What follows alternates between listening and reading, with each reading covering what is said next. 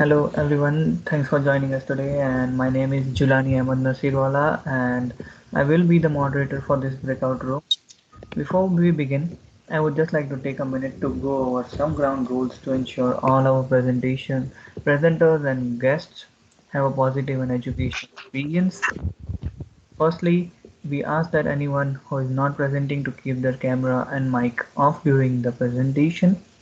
This will help eliminate any background noise and distractions. If you have any question or comment, please type in the chat and we will go through them at the end during our Q&A session. Presentation needs to stay within their allotted 15-minute limit, and when time is up, I will ask presenter to wrap up their points so that we can move on to the next presentation. This is to ensure that all our colleagues have time to share their research. And lastly, we would like to remind everyone that this session is being recorded. And adding one more point to that, we have a live captioning option so that if anyone needs that, we can just pop up the window from the top right corner and then we can turn on the live captioning. So I will now um, pass it to our first presenters who are already here and they may start the presentation. Thank you very much. And good afternoon, everyone. Thank you for joining us today. Adam McGregor, Wendy Whitehead, and I, Christina DeCary, will be sharing with you the results of our research from the past spring. So here we are looking at a picture of St. Lawrence College Kingston campus's brand new gym that we are missing very much, and our women's basketball team pivoting just as we have been pivoting over the past year. Our presentation is the Pandemic Pivot at an Ontario College of Applied Arts and Technology, a review of international and domestic student success. In our presentation, we'll be giving you some context for our research. We will share with you the methodology and results. There'll be some discussion and exploration of some of the limitations, and then some possible next steps for the future. To put things into context, it's important to know that there is a relative lack of literature of international student success in Canada, and really nothing at the Ontario College context. We did complete a research study in 2019, and we were the same team, and we were looking at 3 years of grade data from the previous 3 years of first-year business students. And we found that international students achieved lower median grades than domestic Canadian students. That's the snapshot of the results. There was a lot more to it than that, of course, but it puts it into context. So the current study will provide context by contrasting student grades from the 2021 academic year against our prior study to determine what impact online delivery may have had on international student achievement. More context. What do we already know about these issues that we were studying? Well, the existing literature on international student grades and online courses is very limited. We did find a study from 2008 that showed that students from Asian cultures perform more poorly than students from Western cultures in online courses. And in the past year, as we all know, many international students have endured the pandemic while living in a country that is foreign to them. There's these added stressors. They're in a pandemic, in a country that is different than their own. They're facing unique problems beyond the classroom, including visa and travel issues.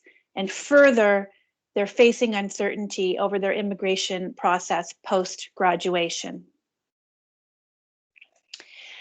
So the majority of the students enrolled at Ontario colleges are from India. We know that, and they're either in India, living through the pandemic in India, or they're living in Canada and they have family and loved ones living through a very difficult time in India. We do know that international students have demonstrated a high level of resilience, and that's great. We also know that international students place more value on instructor interaction than domestic students do, which is interesting for the online context. And further, there is evidence that faculty of post-secondary institutions lack the training and knowledge needed to effectively support students in online learning. So all this comes together when we asked ourselves these three questions, which we'll go into the questions in a little bit more detail when we discuss methodology and results. But to look at these three questions, we looked at the grade data from the 2020-2021 academic year. And this work was done after the data had been anonymized by an independent third party to ensure students were not identifiable as part of the process. And the grades were analyzed on a semester level to further ensure individual students could not be identified. So what did we learn? Wendy's going to share with you what we learned. Thanks, Christina. Upon our preliminary investigation of data, we graphed a comparison of performance of domestic and international students across two learning modalities, in-person and online. The first two box plots show the grades of domestic students in person and online. We see they have slightly improved with a median grade of 5%. The second group of box plots show how the international students performed in person versus online. And again, we see an improvement graphically with a median grade change of 12%. There appeared to be an improvement for both domestic and international student grades in the transition from in-person to online, and it also appears that the international group experienced a greater change in grades.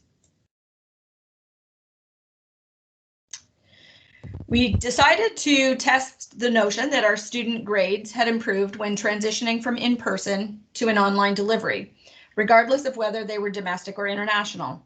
Our goal was to answer the three questions, and the first question being, is there a statistically significant difference in the average student grades, regardless of international student or domestic student status, between online delivery and in-person delivery? Like most real data, there were challenges. It did not follow a normal distribution. The data of students was split into the groups of in-person and online, and it followed a mostly negative skewed distribution. This limited our data analysis to non-parametric testing. Since we've identified that the data was skewed, we used medians in our analysis instead of means.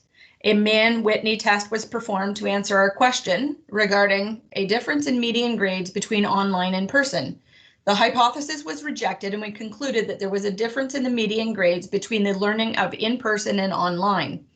As we saw earlier in the box plot graph slide, a suspected improvement in median grades for domestic and international students when moving from in-person to online. The hypothesis test confirmed this for us. So the second question we aimed to address was there a statistically significant difference in average student grades between delivery methods based on international or domestic student status? And there's four histograms that you'll see on the screen here. The top two represent the domestic distribution of student grades for in-person learning and for online learning. And similarly, on the bottom, you'll see the distribution for international student grades for in-person learning and for online learning. You'll note as part of this that there are significantly more records for in-person, and that's just simply because we had 3 years of data to pull from there, whereas we only have 1 year of data to lean upon for this current study. So the findings here, again, there was a non-normal distribution of data, therefore we used the median grade as a measure of central tendency. The Mann-Whitney test found p less than 0.05, suggesting there is a difference in median grades based on delivery modality with respect to country of origin or residence.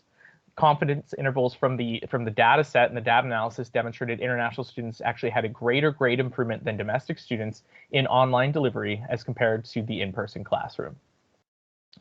Our final question was, is there a statistically significant difference in average student grades between domestic and international students based on delivery? Because it used the same data set as the previous question, we again are rejecting the normal assumption.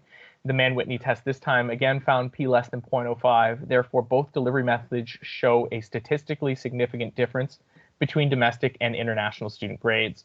Thus, it can be said that the gap between domestic and international student achievement was tightened in the transition from in-person learning to online learning.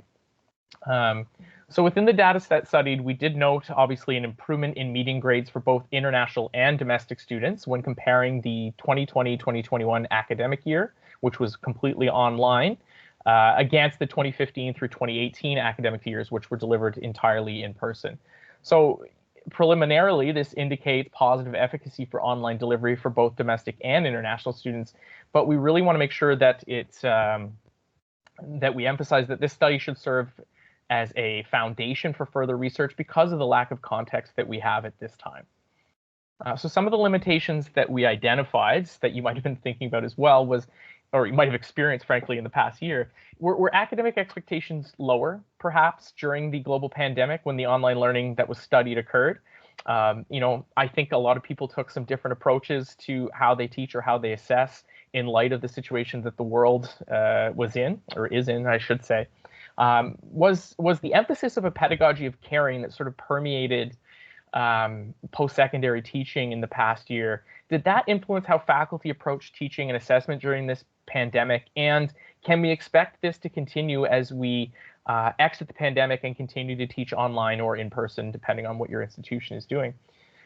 Did international students living in their home country, so at our school, we did have some students in Canada or traveling to Canada. We also had some that have done the entire year online from their home country. So did the international students being able to live in their home country, for those that it applies to, did that help to mitigate some of the stressors that international students typically experience when they come to a new country, such as the culture shock that's involved or the Canadian winter that they might not have had to endure? Recently, I would note that we have diversified the countries that our international students at our college are coming from. We noted earlier that the majority of students are coming from India to Ontario colleges, and that's still true for our college, but we have seen significant expansion of the country of origin for the international students at our college. So might this have had an impact on international student grade performance? And finally, one of the limitations that we noted was, did the challenges of simply choosing to attend school this year, did that serve as selection criteria? Did we only get the most motivated, the most brilliant, the most excited to be learning students this year simply by virtue of the pandemic preventing some students from registering for school this year?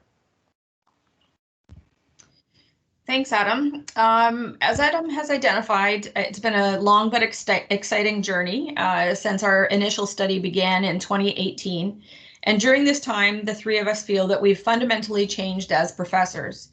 Although we've shared possible limitations with you here just previously, we do too see that there's opportunities within. Some next possible steps that we see in our work could include a qualitative study to better understand the lived experiences of international and domestic students during the pandemic.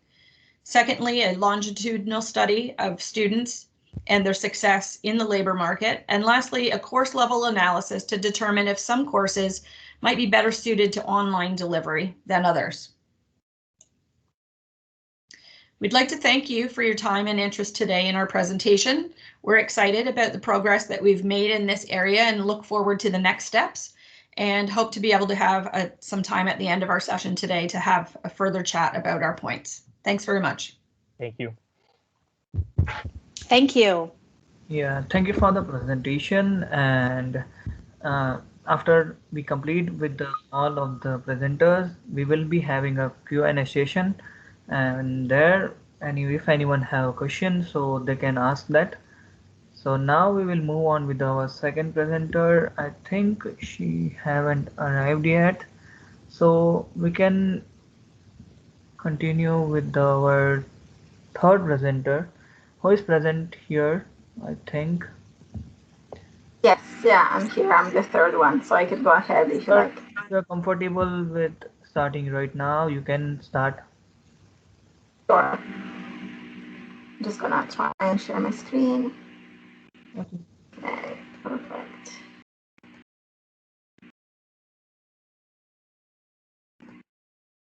Okay, can you see my screen? Yes, I can. Yes. Yeah, perfect. All right. So thank you so much for the previous presenters. I do look forward to having a chat at the end of the session today. And I do have a few questions that I want to ask you. Great study that you have conducted so far. So my name is Francesca Boschetti, and I'm the Associate Director of the ESL programs at Memorial University in St. John's, Newfoundland and Labrador. So today I would like to share a little bit of what we did, what we learned, and what we recommend in our ESL programs. And I really want to share actually some student feedback that we received and really helped us understand what kind of skill set our students are developing thanks to the ESL supports that we have at Memorial. So just to give you a little bit of an introduction of what we do at ESL programs, we offer both revenue generating programming, such as our pathway programs, short-term and custom programs, but also ESL core services to Memorial University. That would be all kind of free language support to degree students. ESL pathway programs, they are 13-week programs. They're quite common across the country. They are from the beginner to the advanced level. And what they really are is that they are a pathway to Memorial undergraduate and graduate degree programs. So that means that students don't need to provide any other proof of English language proficiency, and they can start their degree programs if they pass our pathway program. The short-term and custom programs, they're shorter in duration, and they are, for example, the summer program that we're having in July and August, and they apply to a wider target audience. They're not necessarily individuals who want to get into a degree. And ESL core services is really what I would like to focus on the feedback that I will share from our students. Examples of these free services are our ESL Conversation Partner Program. That is a program that matches international students that want to practice their conversation skills with volunteers from the university community who want to help these students develop fluency. We have an ESL Memorial Slack channel that is a messaging platform where students can ask ESL related questions and they can engage. We know that student engagement is something that even when we are on campus sometimes is a little bit tricky to get students to be engaged. But online, it has really been something that we had to focus on because the students were experiencing all sorts of challenges and they did need that kind of interaction that was missing. And we also have ESL workshop series. So what we did is that as most universities in Canada and across the world, we had to switch from in-person to remote operations in March 2020. And we had to do that in a couple of days. It was a very quick, a very abrupt change. What we did at the very beginning is that we switched to a different learning management system because we really wanted our students to benefit from institutional tech support and also our staff. We expanded the ESL core services, so we used to concentrate mostly on revenue generating programming, but because of the pandemic, students were experiencing so many challenges, they were not able to interact with each other, and the language support was really key at this stage. We also had a curriculum review because we had to ensure that our programming was still efficient and effective with the change from in-person to remote. We also developed a new set of ESL policies so that expectations would be clear to the students.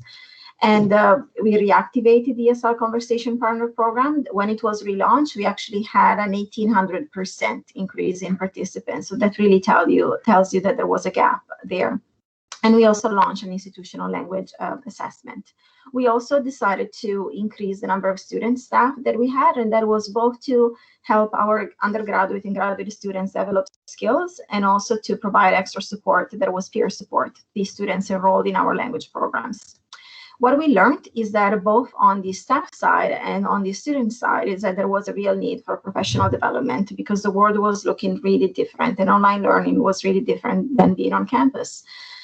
Everyone will experience stress. That is something that as well we really had to remember every single day. And as management, we really have to think about that when we interact with our staff and we allocate tasks, but also when we have, students coming to us and saying that they have issues in the program. The stress levels for everybody was really high. Accessibility can be an issue. For example, we had some students in certain countries where they couldn't buy the ebooks that we had chosen for our programming because they didn't have access to credit cards, so they cannot use credit cards in their countries, or there were blocks on certain platforms and certain websites, so they would not be able to attend the online programming if they were not in Canada. So what we recommend moving forward is that really we have to think about, in administration, we have to think about training and PD opportunities. And this is valid as well for instructors. Instructors may notice that they are students, they have a skill gap. So that is really important to identify so that we can provide support to student and staff. We also have to remember that we need to be kind. That is something that I have to repeat myself every single day and tell my staff all the time, because again, the stress level has been really high during the pandemic, and it's been quite challenging for some individuals to interact just remotely from their homes and not see people face to face. And for the students, it's been challenging as well. Another tip that we have is that it's really important to consider synchronous or asynchronous classes or a blend. And that really depends on the type of course that we're talking about. E-textbooks platforms, there was the accessibility issue. So for us, it was really important. In the spring 2020, we really found out what the issues were. So the accessibility to credit cards for some students, the accessibility to books and websites and platforms and all of that. So we really are looking at maximizing accessibility in future programming. So let's talk a little bit about the student feedback that we have received. So the first example here, the first quote that I have is from a volunteer in our ESL Conversation Partner Program. And I think that the words that these students share with us are quite significant. She said, the Conversation Partner Program was a memorable volunteer experience for me. When classes shifted to an online platform, I cut off from social interactions that would otherwise have occurred on a daily basis if classes were on campus. The program was synonymous to a breath of fresh air amidst the pandemic for me. So something that we have to keep in mind is that it's not just the learning aspect, so learning the language in the classroom and attending the courses and all of that and getting this knowledge from the books, but our students, they were really missing the interaction with others, and that was really affecting their well-being.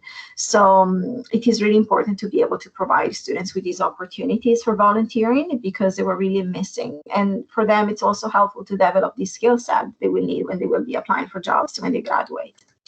A second example of a quote here, it's really stress how the student was able to enhance communication and social skills. She says, I was a shy first-year student who had not made a lot of friends and who was intimidated by being abroad and alone away from her family. The ESL CPP boosted my confidence to amazing heights, helped me acquire eloquence in speaking publicly, refine my conversational English, and push me to grow as an individual. So it's not just a practice with the language, but it's really getting to become a more confident international student. So this student had arrived in early 2020, so she had experienced a little bit of the in-person engagement, but she was shy at that time, and then being shy and operating completely remotely, completely online, that's quite challenging. And a final comment was that at the end of the semester, she was really feeling proud of the conversation partner she was working with, and she was filled with gratitude that she was given the opportunity to learn from the student and acquire important skills. So this volunteer was helping an international student develop fluency in the English language, but she also developed a friendship. And this is something that we see in the surveys that we administer, in the reports, survey reports, that students actually become friends. So they develop this kind of mentorship, and then it becomes a friendship, and the students make great connections through the program. They don't just get to practice their English skills. I have another example here that's feedback from another volunteer. This is a domestic student, and this student was really identifying the gaps in the program that he was attending, that he was able to fill with an experience such as the ESL Conversation Partner Program. So he said, I'm a humanities student, and I often found that the classroom setting had limitations on how immersed in intercultural affairs I could be. So we talk a lot about cross-cultural communication skills and intercultural communication skills. So this example really tells us that students, they need that practice, they need that practical experience that they don't get from the books. And they don't necessarily get from being in a classroom, even in person and sitting next to an international student. They really need to be engaged with them. So the domestic and international student engagement is something that goes hand by hand. The student was saying, of course, studying abroad is an option, but given the uncertainty of future global public health and the cost of travel studying abroad, it's not a very accessible option. But volunteering allowed me to interact with other cultures, an experience that often felt lacked in my academic program. I feel as though my cross-cultural studies are being enriched with experience in the field, so to speak, despite having felt welcoming towards others. from other cultures before, I feel as though some of my own preconceived notions about people from other cultures were challenged and changed.